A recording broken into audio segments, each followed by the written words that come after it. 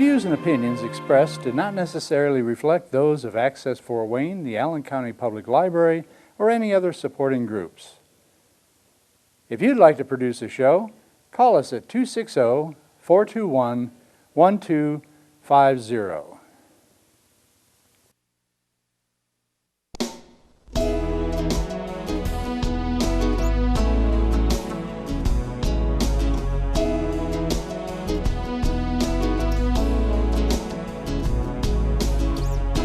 Let me be your lighthouse so I can show you the way.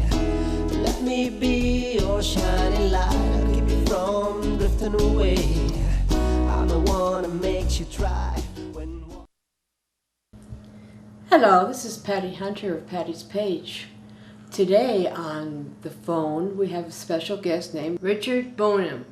He was an actor on Survivor, former candidate for governor in Indiana, motivational speaker, and founder of Rupert's Kids. We'll be with you in a moment when we chat with him on the phone. Hey Rupert, this is Patty Hunter of Patty's Page. How are you, dear? Wonderful, Patty. How are you? I am so fine. Thank you for coming. Thank you for coming on my show, kiddo. Sure. Have I? This is a perfect time. We're gathering all the participants, getting ready to go to work. So it's always fun. Actually, some of them I could probably answer some of your questions as good as they've heard the answer so many times. Well, I use Survivor and now Amazing Race a lot in our program. oh, wow. So, where are you born, kiddo? I was born in Detroit. And you were raised there, or did you move around, or? By the time I was started into kindergarten, we were in Kokomo, Indiana. My dad got a job. He finished up at University of Michigan, and he got a job as the top geologist out in IU at Kokomo. Oh, wow. Ever been to Fort Wayne? I have. My dad actually lives there right now. Wow, because we're in Fort Wayne, my dear. Yeah, Fort Wayne's kind of cool. It is very cool. I used to love going to the little children's zoo there when I was a kid. That was so exciting. It's still here. It's still here. That's back in the day when the zoo closed down for the winter time. I don't know. I think they're open all year round now, aren't they? No. Oh, no. Oh. Still closed during the winter time. Yeah. The animals get kind of chilly, you know. Well, yes. So, how when you were growing up, what happened to you? You were bullied, or what, or? Well, I kind of was that little fat kid when I was growing up and didn't really feel like I fit. You know, I was the one that got kind of bullied and pushed around a little bit. Shoot, by the time I hit 12 years old, I was almost 200 pounds. Oh. I was a pretty big boy. Yeah. Well, I'm asthmatic. Are you? Asthmatic and dyslexic. You Oh. know, my parents would rush me to the hospital in the middle of the night, you know, barely hearing me breathe. Get thrown in the oxygen tent for the night, or, you know, different little scenarios. Luckily, honestly, when you are so asthmatic as a child, when I went through puberty, I guess a lot of them calmed down. You know, I still have some allergy problems, but nothing like when I was a child. So you say you calmed down. Are you sure? Well, you know, unfortunately, as we get older, we all seem to slow a little bit. So how did you overcome this bullying? I mean, how did you face it? You know, unfortunately, I, for years, just ran from it and kind of internalized it, and always felt bad about myself until finally when, you know, at 18 and got out of high school and stepped into the adult world, I had a lot better time. You know, in the adult world, I had the size and the look to make me look a lot older than I was. Oh, wow. People just accepted me a little easier. I think it was as much my attitude as anything. You know, I liked being the adult much better than the child. More power to you, kiddo. Yeah.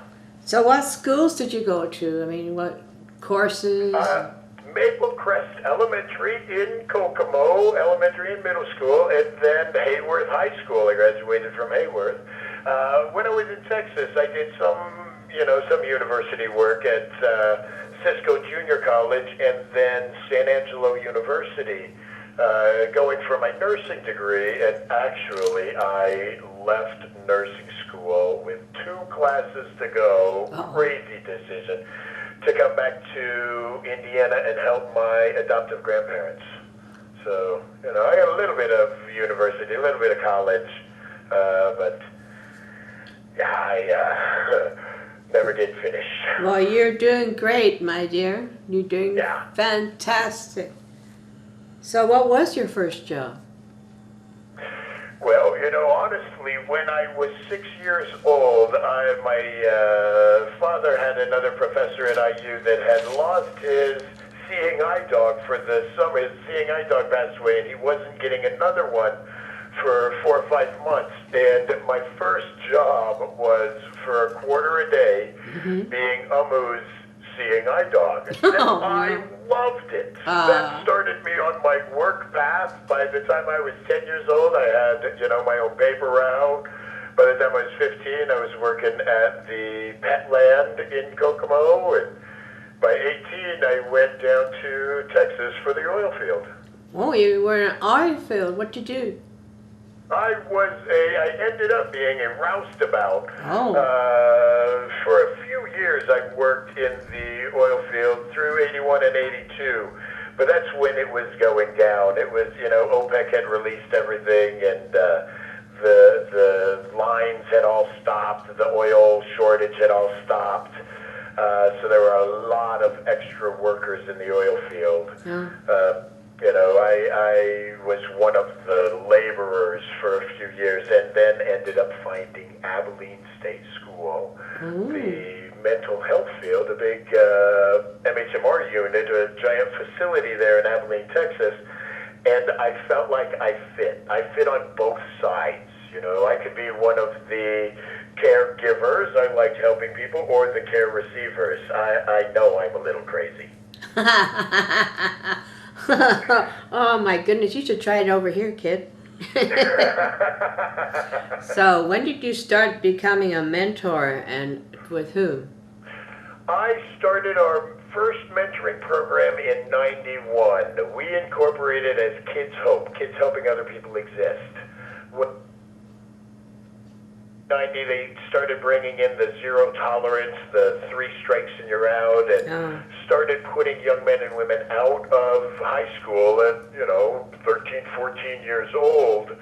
I realized what was happening, and one of my friends actually had a 14-year-old son that had been kicked out of public school and was not able to go back until next semester. Then I told her, I'll start pulling some side jobs and we'll go to work. And within a few months, I had, 3 or 4 young men working with me. I was slowing down on working in the bars. I worked night times in the bars and then daytime on doing construction.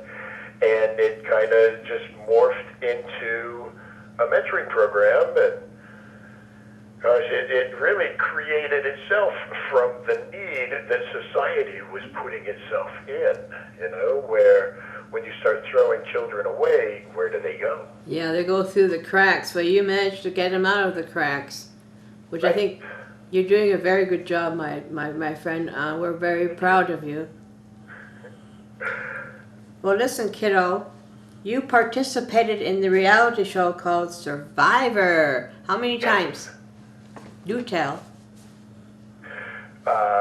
4 times in Survivor. That first time back in 2003 when, in my mentoring program, I would always show the participants, you've got to have goals. Having, your goal of the week, just making it to work on time, being okay, the goal, goals for your month, goals for your year, goals for your life. And when you grow up as that, young man that doesn't ever really feel like they fit, doesn't really believe in himself, you end up being that adult that still doesn't really feel like they fit. My life goal was, and I would tell these guys all the time, someday this world is going to know who the heck I am and know that I'm good. Guess I what? had no idea what I'd be good at. And they would look at me and say, there's no way that the world is going to know who you are. Oh, isn't but nice? when Survivor came out and I showed the kids, that's back when it was on Thursday nights. And I remember coming in that Friday saying, did you see that show? Camping show that, people go out, 16 people go out, and the best one wins $1 million. Holy I'm getting on mackerel. Survivor and I'm going to go win $1 million. Now, it took me a couple years to get on Survivor, but it was amazing. I went from working with young men that the society didn't really have any or see any value in or have any value for, to being able to be up on stage and take a young man or woman and say, this person has never been given a chance. We need to give them another chance. We need to teach them how to take care of themselves. We need to teach them how to go to work. They have value. Oh my gosh. Going on Survivor made it able for me to take someone and say they've got value, and people look at me and say, oh my gosh, if Rupert says they got value, they have to have some value. Let's give them a chance. You betcha. And Survivor came along just at a perfect time. It was wonderful. And then, oh my gosh, I got to be able to go back on it a second time and be the first one to do back-to-back Survivor. Oh. It was, I liked showing we raised them tough in Indiana. You betcha. I made it on that next show, Survivor All-Stars, and made it 10 days further with harder players, with the best of the best. Darn near won it. But then at the end of that, they opened up the phone lines for 72 hours. Yeah. Got 38 million votes. I voted for you.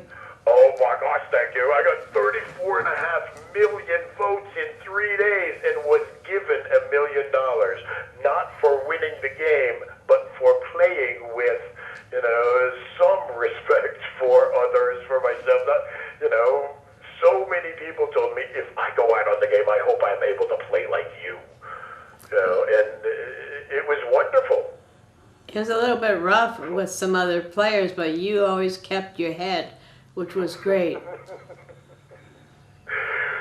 Just like I show them in our mentoring program, and I still work on this sometimes, when everyone around you is going crazy, when everyone is stressed out, losing their head, losing control, the one that keeps control, the one that keeps calm is the one that's going to solve the problems, the one that people will look at as the authority, the one that people will be willing to follow. Right on. So how long you... It works in home, work, relationship, Survivor. If you treat yourself and others with respect, it's amazing what comes back to you. Yes. Well, you go out, comes back in, and what you send out, I mean. Yeah. Oh, yes. So when you, quote, won the $1 million, how did you feel when they voted for you? It was a pretty darn good day. That was honestly May 13th, 2004, my daughter's 5th birthday. We woke up that morning, had a birthday party in New York City for my daughter, went to the studios that afternoon, and the whole studio sings my daughter happy birthday. And by the end of the evening, Jeff is writing a check for $1 million on my back and handing it to me. There has not been a better day in my life since. That was was a pretty good day. You are blessed, my friend. You are very blessed. Yes. Oh, gosh, yes. Oh, I say I've been lucky even before Survivor with, finding my wife and having my daughter and having the life that I've been able to have. Survivor just is the icing on the cake. Yeah.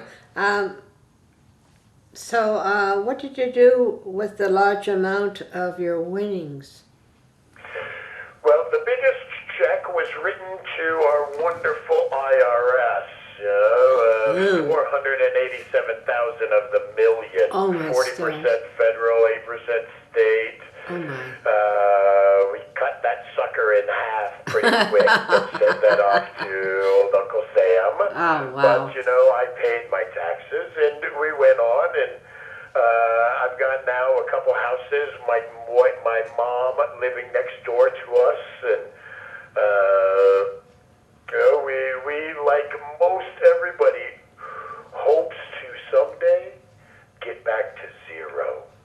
Don't have the mortgage, don't have the house payment, Yeah. don't have the big bills, don't have, just kind of go on. We ended up spending $1 million in 3 weeks, and I went back to work. Oh, my goodness. Listen, Yeah. Rupert's Kids, is it a non-profit organization? Yes, Rupert's Kids is a 501c3. Yes, accepted in all 50 states, been running for years. We're coming up on our 15th annual Tuxes and Tennies, our major fundraiser in November. At Survivor, I stole everybody's shoes, so I've kind of been tied to shoes a little bit over my career. And our fundraiser, our black tie event, still has the comfy footwear. So what else is coming up, dear?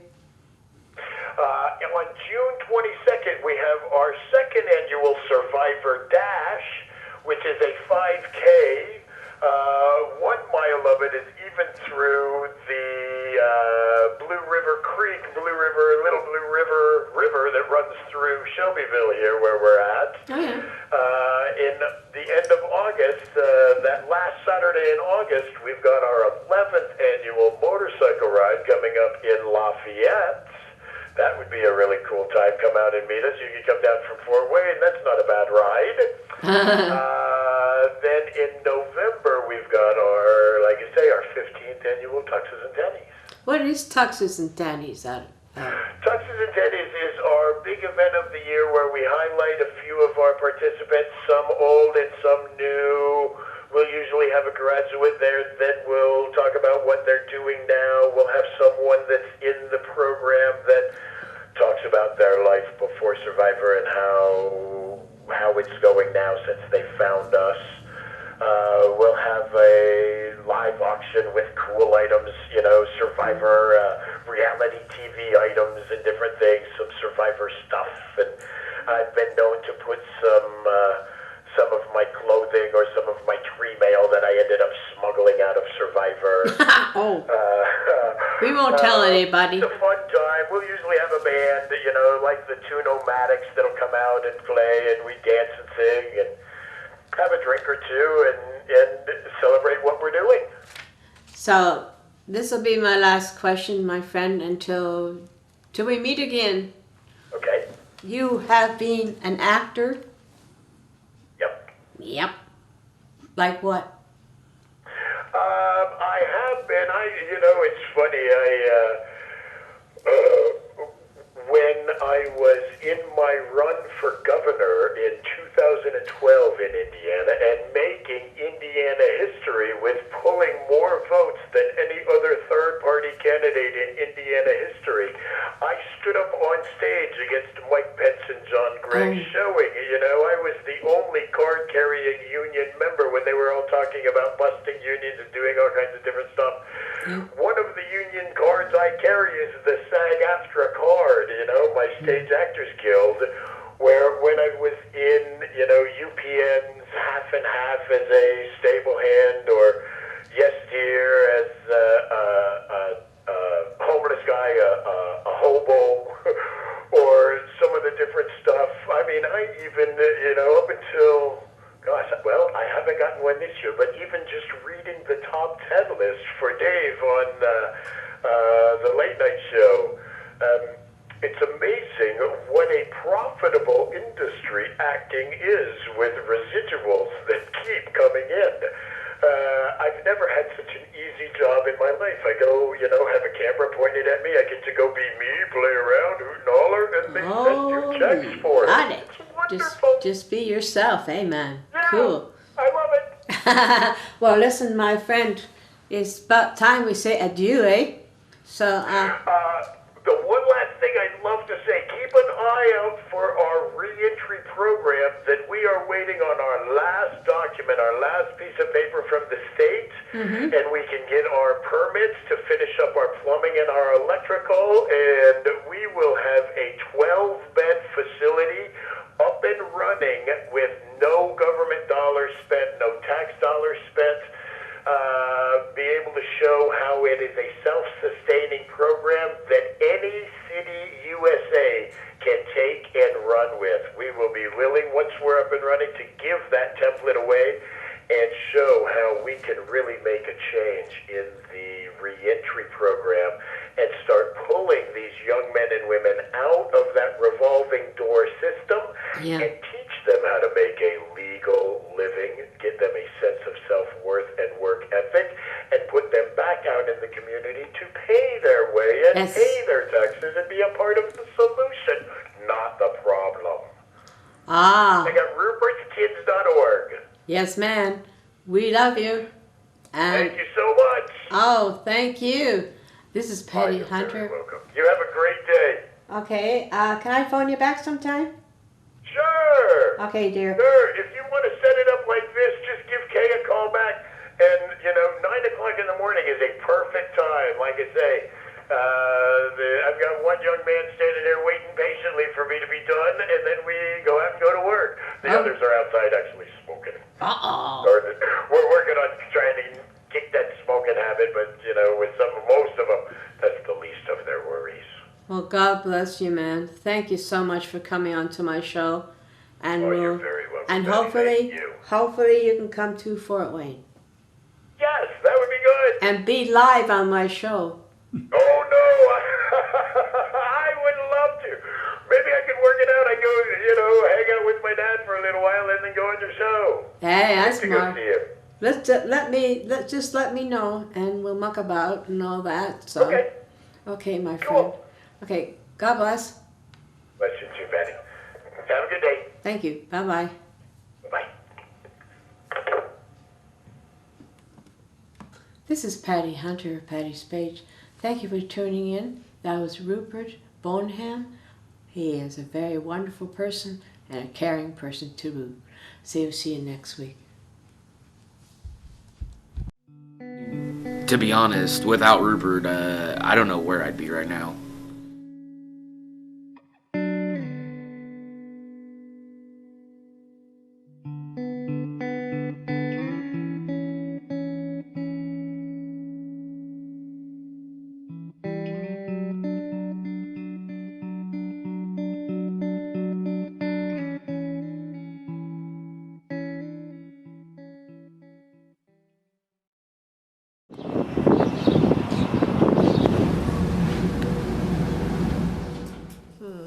Rupert's Kids is, in my mind, an organization that kind of picks up broken lives and puts them back together.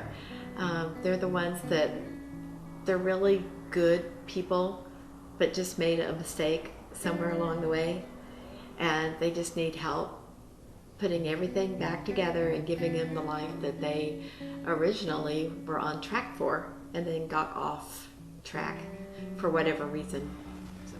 Years ago, I was one of our kids that we work with. But back in the 60s and 70s, we didn't destroy people's lives. We didn't, grab them for one little misstep of hurting yourself and throw them into the detention centers. We took them home to their parents. We told them, I don't want to see you back out on the roads tonight. Go home. Or we took them home. And life went on. Now we'll take a young man or woman and for doing something, hurting themselves with booze or pot, we create a career criminal. We create their life in the detention centers. We start showing them, we try and beat people into submission. I, years ago, said if we want to really change the system, we have to empower our young men and women to believe in themselves and want to be a part of society. The whole point of Rupert's Kids, the whole reason why it started, is because there's a great need out in the community to empower our young men and women.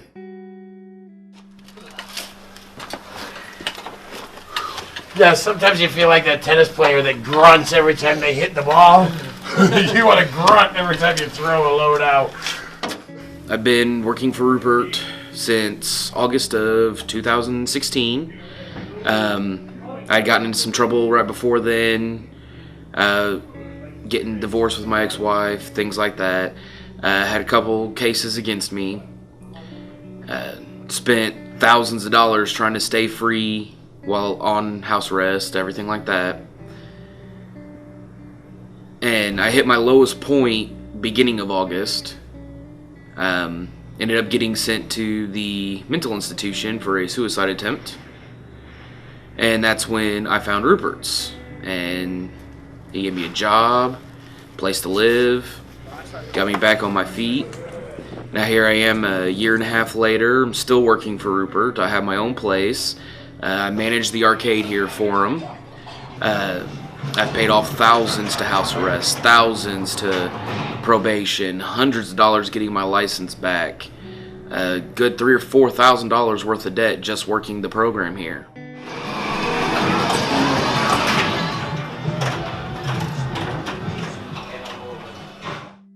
At the probation department, we have several different agencies that we work with, that we send people on probation or house arrest to address problems in their life, whether it be substance abuse, which is a huge struggle that everybody has on probation, it seems like, domestic violence counseling, financial literacy, learning how to manage your money, anger management programs.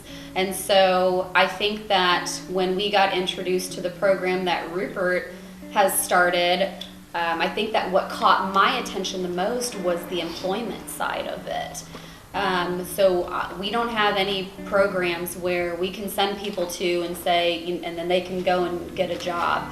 There's agencies like Work One or like the staffing agencies, but I mean, sometimes you find barriers amongst those too. So specifically, I have somebody on probation where, John, you told me, I cannot find a job. I've got theft charges, I've got battery charges, I've got drug charges, and it's really hard for people that have felonies on their record to find employment. And literally, he told me he could not find anybody to hire him. And in my opinion, having a job is that first turnaround. I mean, if you can get a job and hold a job, have a schedule, wake up every morning knowing that you need to go somewhere to work, and then the whole income aspect of it too is extremely important. And I think that once people can get a job and hold a job, that kind of turns everything else around. So when people come to me and say, well, Elsie, I can't find a job, nobody will hire me because of my criminal record, or because I don't have any prior job experience, we run into a barrier and it's hard and we're stuck.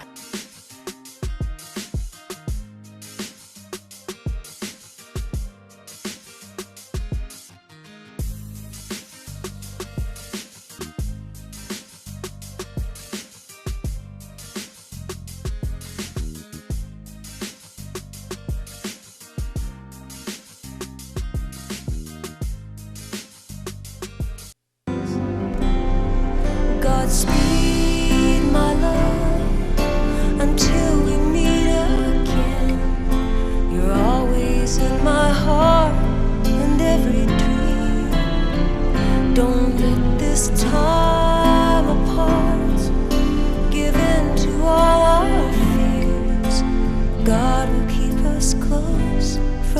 above. So until we meet again, Godspeed, my love.